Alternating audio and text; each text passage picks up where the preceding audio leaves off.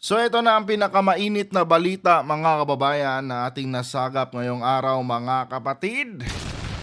Patungkol pa rin mga kababayan, no, dito sa anak ni Senator Loren Legarda na si Congressman Leandro Libiste. Na kung saan mga kapatid, matapos mabuking sa kanyang mga kasinungalingan na ginawa mga kababayan, eto, nag-damage control na po. Ibang klase din, magsinungaling itong batang ito mga kababayan. Batang-bata pa lang, at baguhan pa lang sa politika, pero sinungaling na. Diyos ko, Libiste, ano bang nangyari sa'yo? Matapos masunog sa kanyang sariling kasinungalingan, eto, nag-damage control si Gago.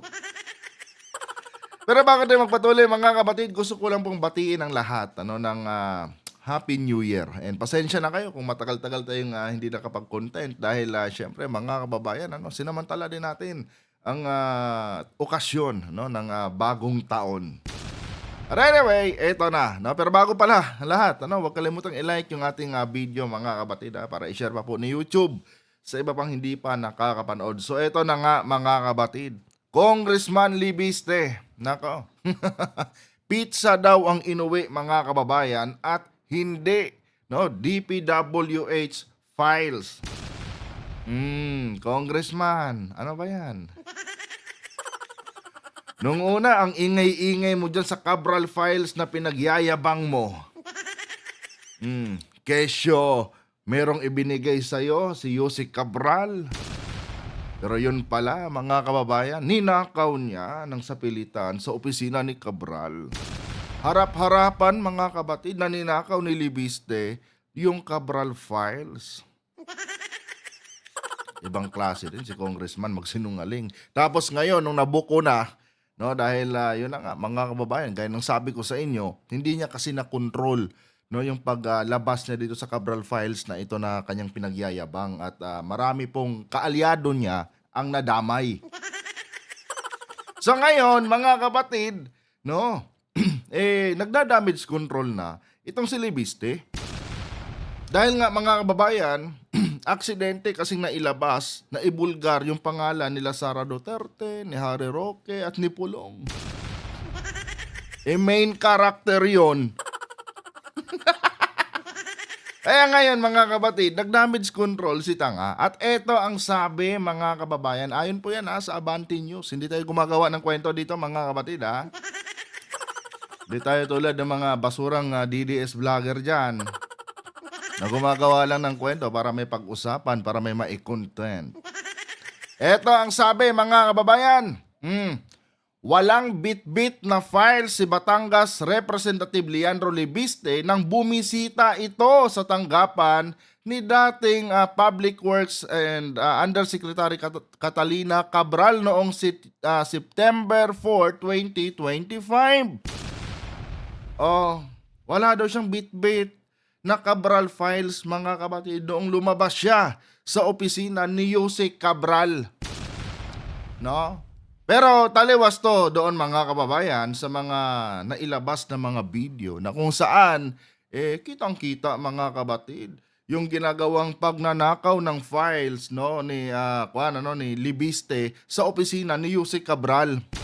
Ngayon, baka may magtatanong sa inyo, wala namang sinabi na ninakaw yung files Mga kapatid, kapag ang isang dokumento, lalo na't wala siyang jurisdiction sa nasabing opisina, sa pilitan niyang kinuha mga kababayan ng labag sa loob ng tanggapan or ng may hawak ng nasabing dokumento, yan po ay isang uri ng pagnanakaw.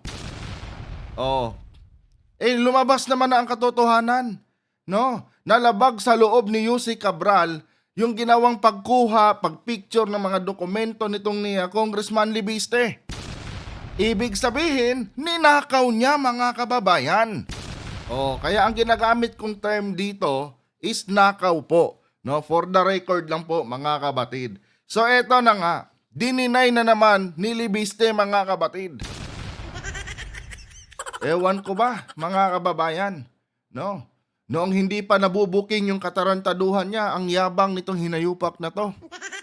Ngayon, noong nabisto siya at na sumabit yung kanyang mga amo, eto na ang pinalabas. Wala daw siyang Cabral files na dala-dala noong lumabas siya ng opisina, no, ng DPWH noong September 4, 2025. Pero, sabi dito, taliwas ito sa statement ni Libiste noong Disyembre 21. Na ano, eto, na ibinigay umano sa kanya ni Cabral ang mga dokumento na naglalaman ng mga insertion, no, sa Department of Public Works and Highways.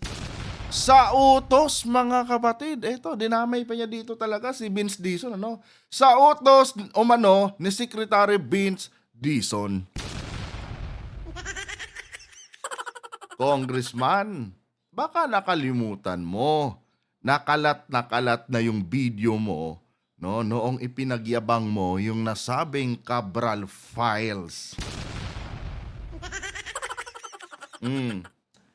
Huwag naman sanang ganon, Congressman, para bang ang tingin mo, no, sa mga kababayan mo itanga-tanga.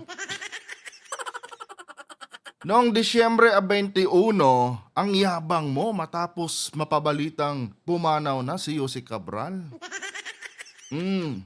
Yung tawag nito, yung kamera ng lahat ng mga mainstream media nakatutok sa'yo. Pero bakit noong lumabas, no, yung mga footage, lumabas yung mga testigo na hindi pala in good faith yung pagkuha mo ng nasabing files na hawak mo, bakit kumakambyo ka ngayon? Di ba? Ang kapatid, no? Harap-harapan, mga kababayan, na pagsisinungaling na itong ginagawa ngayon ni Libiste. Paano, mga kapatid, na out of control na niya, no? Na out of control na sa kamay ni Libiste yung mga pangyayari ngayon. Ang dami na niyang sablay, mga kababayan. Ang dami na niyang sablay. 'Di ba? Hindi na niya kontrolado, mga kapatid, yung mga media ngayon. Kasi nga, mga kababayan, ultimo nanay niya nadamay na nga eh. Nabuking yung 1 billion, mga kapatid, nabuking po yung 1 billion na insertion ng kanyang ina. Pero I don't think so na doon siya nababahala. Nababahala siya, mga kababayan, dito sa kanyang mga amo. Sino? Itong si Sara, si Pulong, at si Roque. Kasi nga, mga kabatid, ang purpose talaga, no, nitong di umano'y Cabral files na kanyang hawak, ang purpose naman talaga sana dapat yan, mga kababayan, is gamitin laban sa administrasyon ni PBBM. Dapat, no, kung ilalabas yan, dapat masiguro ni Libiste na madidiin yung mga kaalyado ng Pangulo. Kanya nga lang, kasi nabulag siya no? Bulag na bulag siya, mga kababayan, doon sa mga kamera na nakatutok sa kanya araw-araw. Interview dito, interview doon. Hindi niya napansin, no, na yung mga nilalabas pala niyang files, kasama na pala doon yung pangalan ng kanyang mga amo. And eto, panigurado, mga kababayan, hindi na ako magtataka kung ibabasura na naman ito, no, ng kampo nila Duterte, itong si Libiste. Ganun naman lagi 'di ba? Pag sumasabit na sila, you're on your own na, Congressman. Hindi na tayo magkapartido.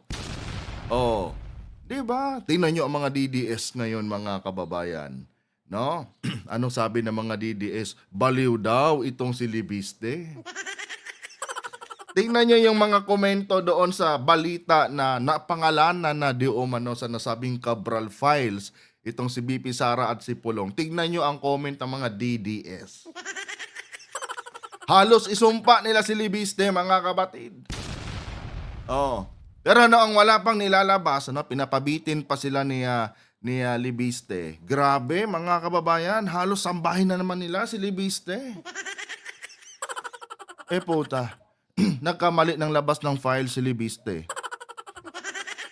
Nadawit si Sara at si Pulong. Ngayon, mga kapatid, sinumpa nila si Libiste.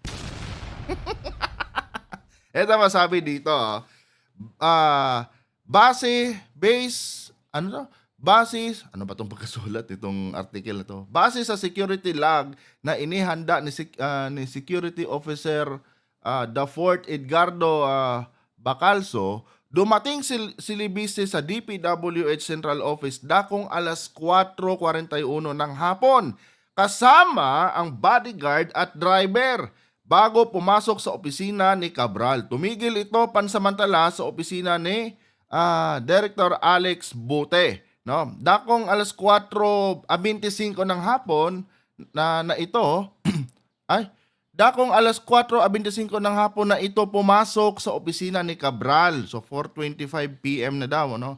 At nanatili roon hanggang alas 5:30 ng hapon, no? Sabi dito, when the congressman entered the office of Yusek Cabral as well as when he came out, the guard did not notice, no? The congressman, no, was carrying anything, no? Ayon sa report ng security. Sabi ng nasabing security guard daw, mga kababayan, noong lumabas daw itong si Libiste sa opisina ni Cabral, wala daw na-notice, mga kapatid, itong security guard na naka-duty that time, na merong dalang mga files, no, itong si Libiste galing sa opisina ni Cabral.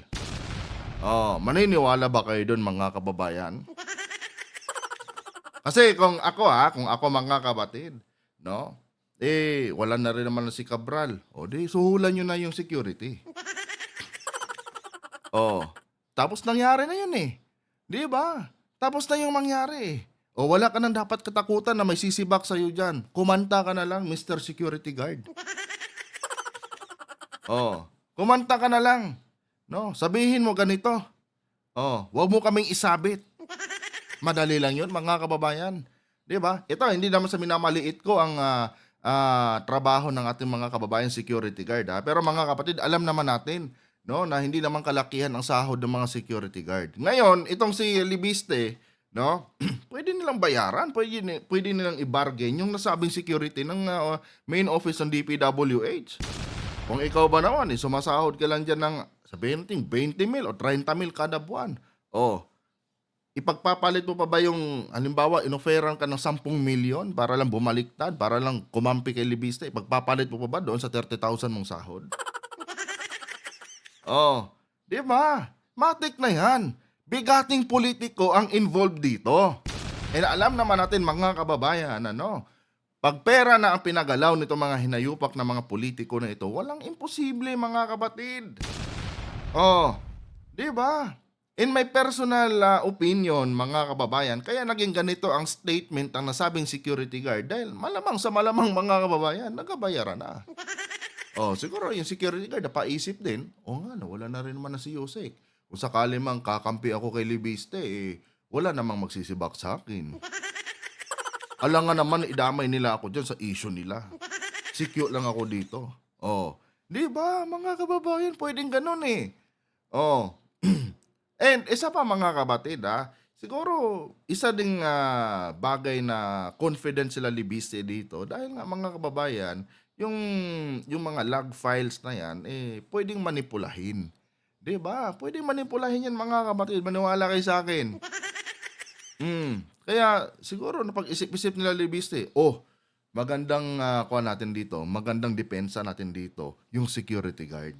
Bilhan niyo lang ng panibagong handbook yan. Bigyan nyo ng 10 milyon yan, tapos yan. Pero mga kababayan, nakalimutan po. No? Meron silang nakalimutan dito, mga kapatid. Ano yon?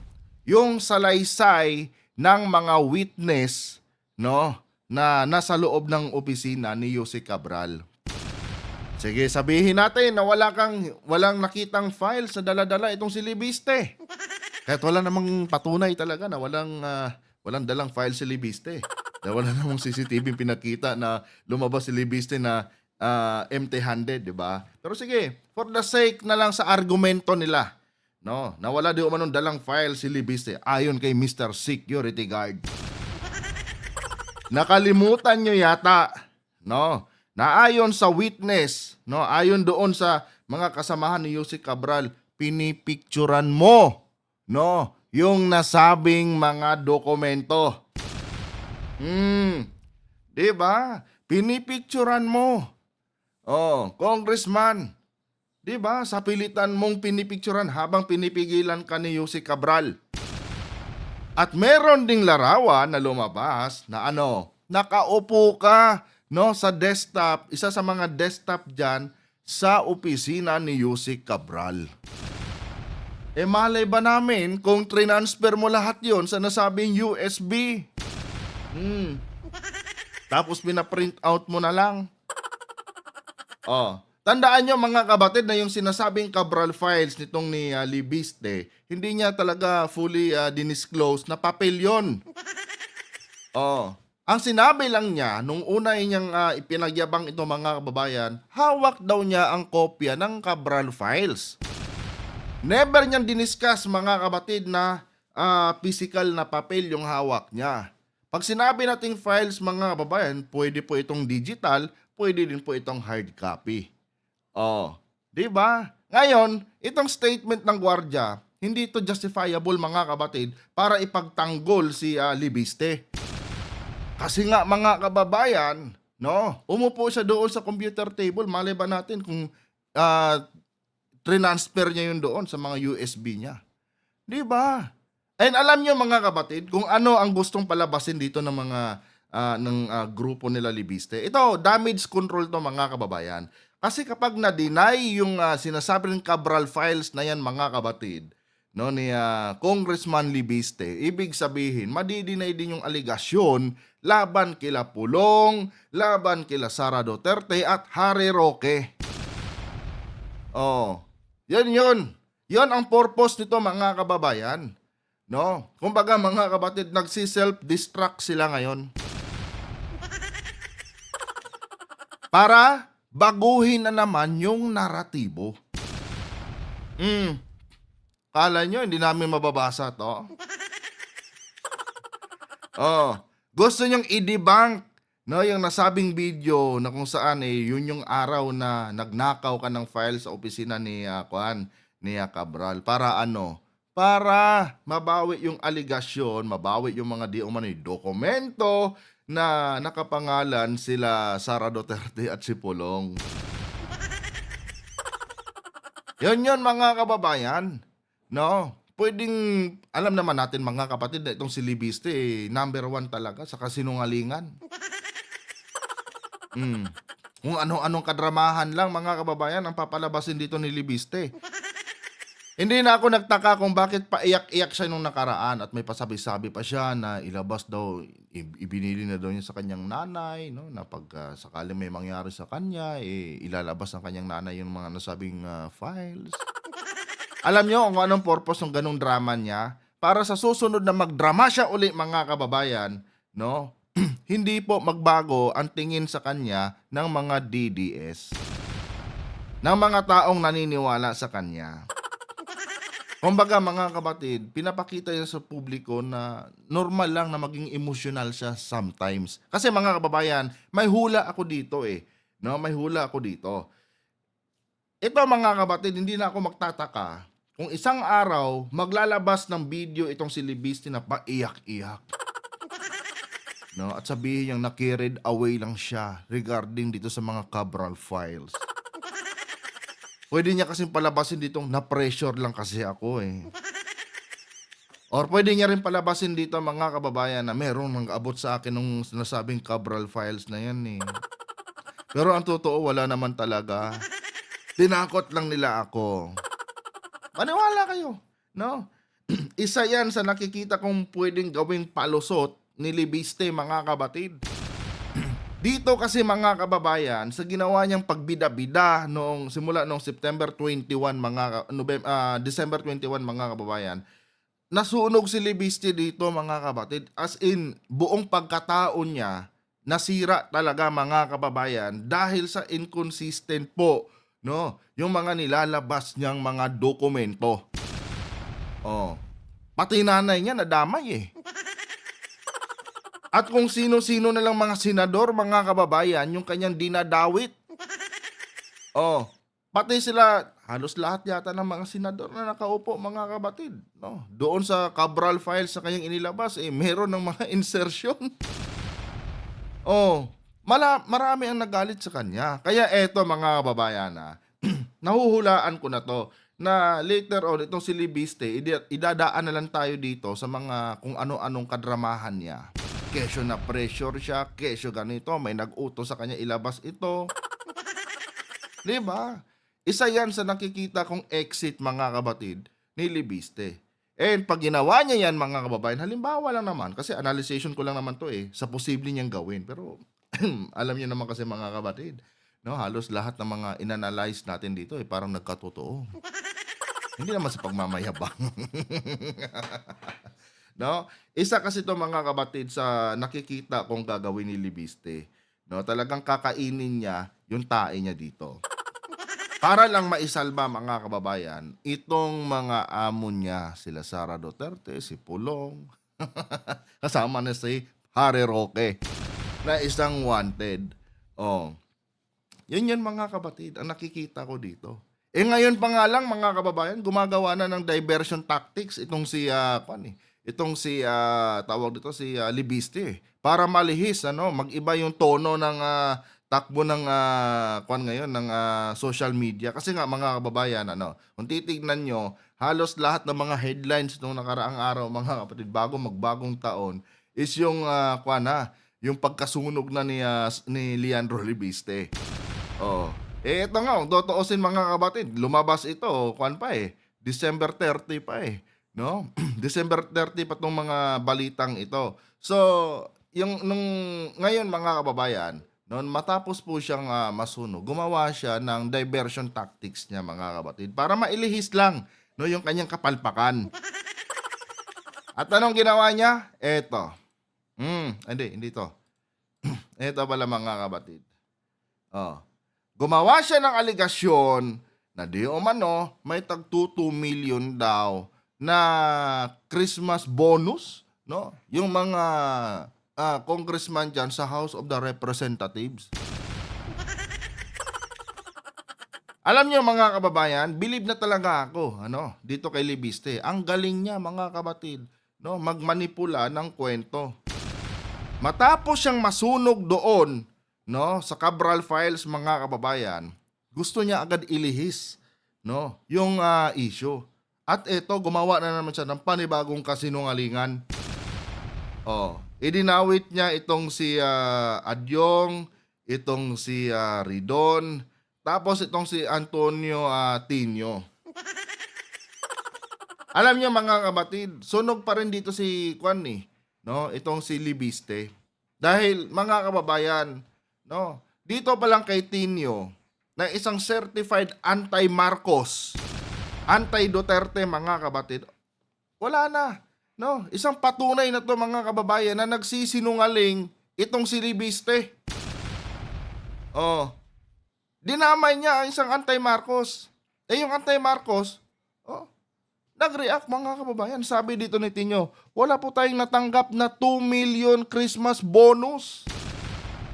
And do you think, mga kabatid, ang isang anti-Marcos gagawa ng pabor, mga kababayan, kaya sa administrasyon ni PBBM? Di ba? Maniniwala ba kayo, mga kabatid? Nakakampi itong si Tinio, no, sa administrasyon ni PBBM? Kung tutuusin nga, sila yung pasimuno dyan sa mga rally-rally dyan sa Mindiola how come na ang isang anti-Marcos, mga kababayan, gagawa ng isang pabor para sa Presidente Marcos? Di ba? Eto na naman, palpak na naman dito si Libiste, mga kababayan. Gumawa siya ng diversionary tactics, yung mga kabatid, na hindi niya alam, no? Masusunog din siya sa bandang dulo. Dahil yung mga, sabi ko tangilang Libiste ito no? Gagawa ka na lang ng palusot mo dinamay mo pa yung mga anti-Marcos. Wala, mga kabatid, sunog. Isa pa. Eto, mga kababayan. siguro some of you mga kapatid napanood na rin itong interview niya kay kay tawag nito, kay Ted Filon. Na kung saan mga kapatid, nasunog na naman si Libiste. Matagal ko na itong napanood ng video na to Kanya nga lang mga kababayan, the last time na nag-content ako about dito kay Filon, hindi ko po na-monetize yung ating video. Alam niyo naman mga kapatid na ang kinabubuhay lang po natin dito, no, yung ating monetization.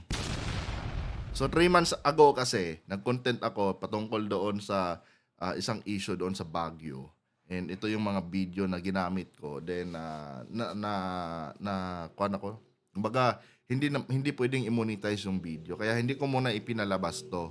Pero at least ngayon nakakita tayo ng isang clip, no? Hindi na ito yung original. So sana, no? Hindi tayo makuhan dito. Importante kasi mga kababayan, itong video na ito. Dahil mga kapatid, dito po talaga napahiya ng husto itong si Libiste. At nako mga kababayan, halatang gawa-gawa lang niya lahat ng kanyang mga kwento. Eto, panoorin natin mga kapatid. Sir, pwede ba akong magbigay ng isang pangalan? Well, go ahead. Maliban sa yung nabanggit ko last time on your show about Congressman Edwin Garjola na may over 20 billion projects dito, over the weekend kasi may isa akong kasamahan sa Kongreso na nagsabi, bakit hindi lang ni Leandro sa publiko ang listahan? Ang binabanatan niya dito mga kapatid, si Ridon. No? Kasi nga si Ridon yung umuusig din sa kanya ngayon kaya ngayon, no, rumes back siya kay Ridon. At eto mga kababayan, pakinggan nyo dito talagang nasapol siya dito mga kapatid ni Ted Filon. Ang sagot dyan na banggit ko na kanina, pero yung isa is ayoko naman na magalit sa akin yung buong Kongreso. Pero dahil siya ay nanawagan na isa publiko, pwede kong banggitin ang insertions niya. Pwede kong banggitin ang insertions niya. Pwede kong banggitin ang insertions niya. Ito po ay si Bicol Saro Party List Representative Terry Ridon. Si Ridon mga kapatid, yung kanyang pinagbibintangan. Grabe dire-diretso mga kababayan. Wala, akala nyo siguro mga kapatid, know how itong si Filon, sa nangyayari dyan sa House of the Representatives.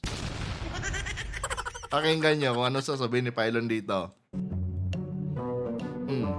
Okay, but I'd like to remind the good gentleman from Batangas that Sabi ni Filon, I would like to remind the good gentleman from Batangas na Ted, sabihin mo.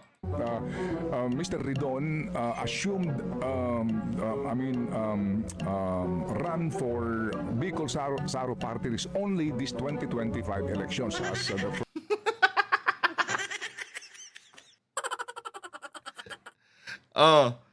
Di ba?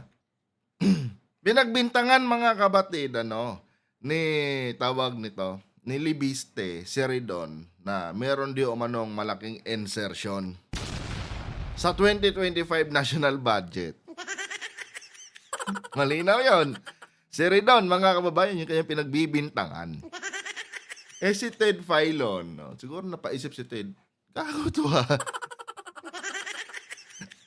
Parang hindi kaya nag-iisip Libiste Kaya sabi ni Filon dito, I would like to remind the good gentleman from Batangas na si first nominee, representative ng Saro Party List na si Terry Ridon, nanalo lang yan this 2025.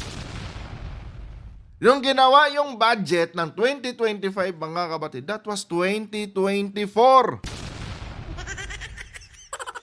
Wala pa si Ridon noon mga kababayan. Dito, isa to mga kapatid sa mga patunay na sinungaling itong si Libiste. Nahuli siya ni Filon dito Ay nako, ulitin nga natin. Ito, i-play natin na naminsanan yung video. Pakinggan nyo mabuti talagang nanlaki yung mata dito ni Libiste mga kapatid. Na out of script siya, mga kababayan. Hindi niya kasi napansin na, nga pala, no, putang ina. Si Ridon pala, tumakbo pala nung 2025 midterm election. Tapos yung 2025 national budget, ginawa pala yan, last 2024 pa. So paano nga ba magkakaroon ng insertion itong si Ridon? Hindi pa naman siya congressman nun eh. Ina nyo. Sir, pwede ba akong magbigay ng isang pangalan? Well, go ahead. Maliban sa yung nabanggit ko last time on your show about Congressman Edwin Garjola na may over 20 billion projects dito, over the weekend kasi may isa akong kasamahan sa Kongreso na nagsabi, bakit hindi lang ni Leandro isa publiko ang listahan?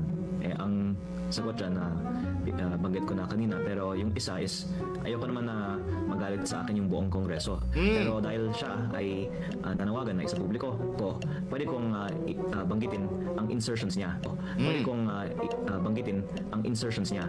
Ito mga kapatid, malinaw insertion ni Ridon yung tinutumbok dito ni Libiste. Ito, pakinggan nyo. Pwede kong banggitin ang insertions niya. Ito po ay si Colsaro Party List Representative Terry Ridon. Okay, but I'd like to remind the good gentleman from Batangas that Mr. Ridon assumed, Office. Run for Bicol Saro Party List only this 2025 elections as the first nominee. Ha? Dito pong sinasabi yung budget na 2025, ang presumption po dito, binuo ito noong 2024. No, ibig sabihin yung 19th Congress. So, most likely that time, iba pa po ang kinatawan ng Bicol Saro. Just to put it in the right perspective of Congressman. Di ba? Wala pa si Ridon, mga kapatid, that time. Hindi pa siya congressman. Kasi nga, tulad nito ngayon, mga kapatid, nung nakaraang bago magbagong taon, di ba? Ano bang pinag-uusapan nun para sa 2026 national budget? Kasi ginawa ang 2026 national budget nitong 2025. Di ba? Yung 2025 national budget, ginawa din yung 2024. Bago ang midterm election. At bago yun, mga kababayan, 19th Congress pa lang po, no? Ang mga nasa gobyerno nun. Hindi pa po 20th Congress. Kasi kailan lang nag-election, mga kapatid? Nung nakaraang Mayo lang. So how come magkakaroon na agad ng insertion si Ridon kung hindi pa naman siya congressman? Nakita nyo yung kabalbala ni Libiste dito, mga kapatid. No? Talagang kinall out niya ang pangalan ni Ridon. Pero mga kababayan, hindi man lang niya naisip na yung mga budget na para sa sa bawat taon, yung budget sa bawat taon, ginagawa yan, no, in advance. So how ka magkakaroon ng insertion si Ridon kung hindi pa naman siya elected as official? Okay nang ina mo, Libiste, Saksakan ka talaga ng kasinungalingan. Ewan ko kung ano ang magiging reaction dito ni Senator Ping Lacson. Nag-snap salute pa naman si Lacson dito, mga kababayan, noong ibinuking niya kuno yung nasabing district engineer noon. Natatandaan niyo yon? No? Sabi ni Ping Lacson, snap salute daw sa ating mga baguhang mga politician tulad nito ni Libiste. Pero dito ngayon, mga kapatid, lumalabas dito ngayon yung kapalpakan, mga kababayan, ni Libiste.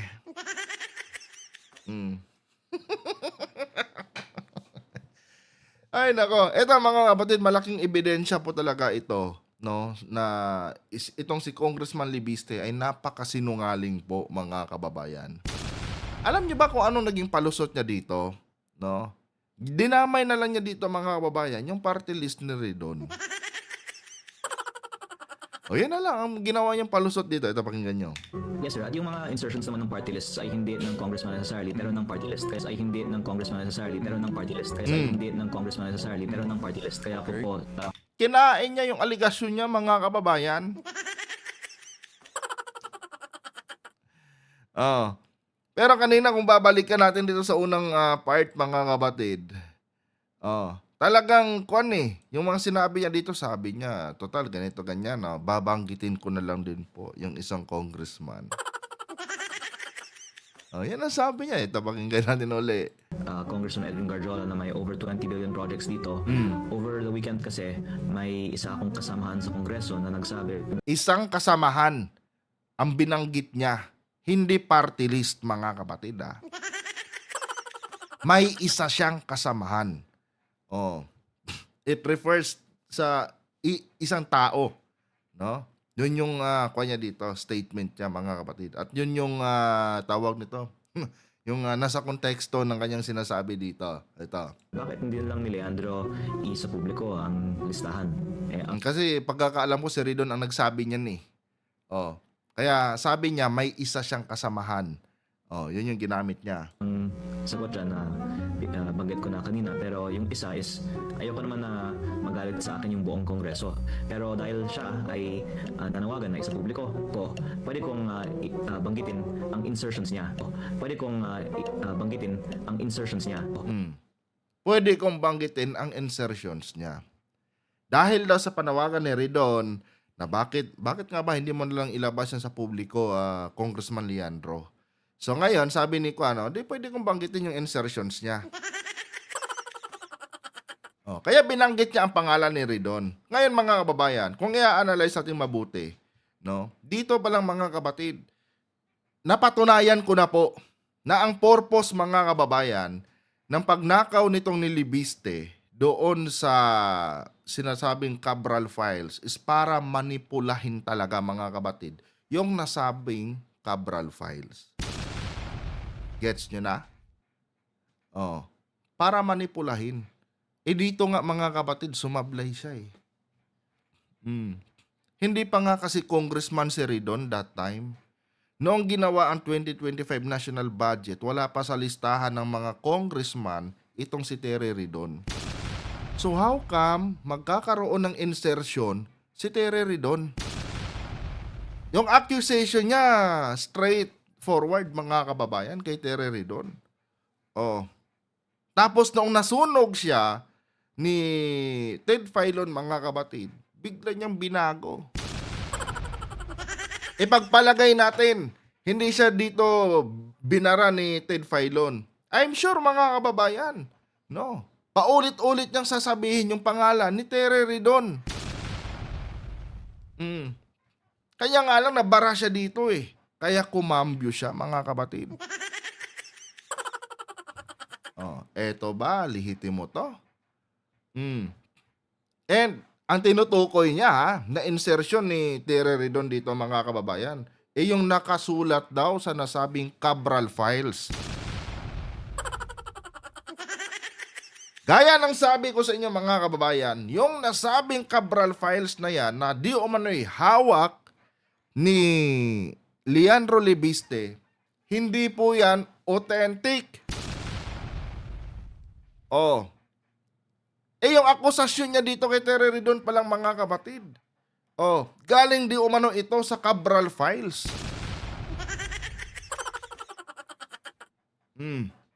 Diba? So, eto. Final analyzation ko bago tayo mag-end.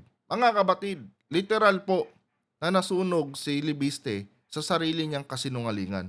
Kung kaya't mga kababayan, nagda-damage control siya. Diba? Ito na ngayon ang lumabas. Damage control niya.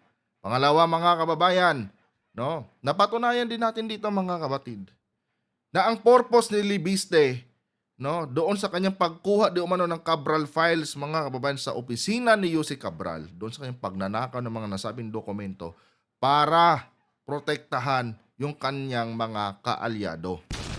Para manipulahin yung nasabing dokumento.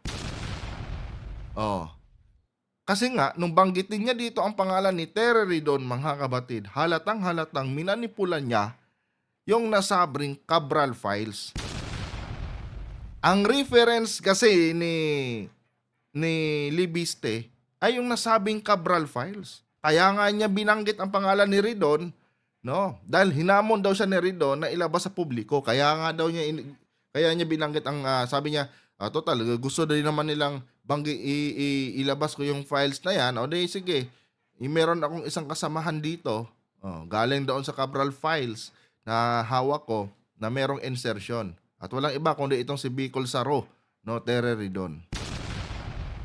Reference niya Cabral Files. Kaya binara agad siya ni tawag dito ni Pylon. Kasi syempre mga kapatid, reputable na broadcaster itong si Pylon, and ayaw niyang maging channel ng fake news ni Leandro Libiste yung kanyang programa. Kaya kinorek niya itong si Leandro Libiste. Ngayon malinaw na mga kababayan, napakalaking sinungaling nitong ni Leandro Libiste. Anyway mga kapatid, kung nagustuhan niyo po ang ating talakayan ngayon, huwag kalimutan na i-like ang ating video para i-share pa po ni YouTube sa iba pang hindi pa nakakapanood. And uulitin ko sa inyo mga kababayan, lahat ng aking sinasabi dito ay personal na opinion ko lamang. At hindi ito sumasalamin sa opinion ng mga eksperto. Ngayon kung agree kayo mga kapatid, din good. Pag hindi naman, nire-respeto po natin ang bawat opinion ng bawat isa. May demokrasya tayo eh. Ano, hindi ko rin ginawa itong video na to, no, para paniwalaan ninyo. Kung agree kayo, kaya sabi ko, good. Pag hindi naman, bahala kayo dyan. No, basta personal opinion ko lang to. Nandito kayo sa akin channel, kaya no choice kayo kundi pakinggan kung ano yung aking sinasabi dito. Hanggang dito na lang. Adios.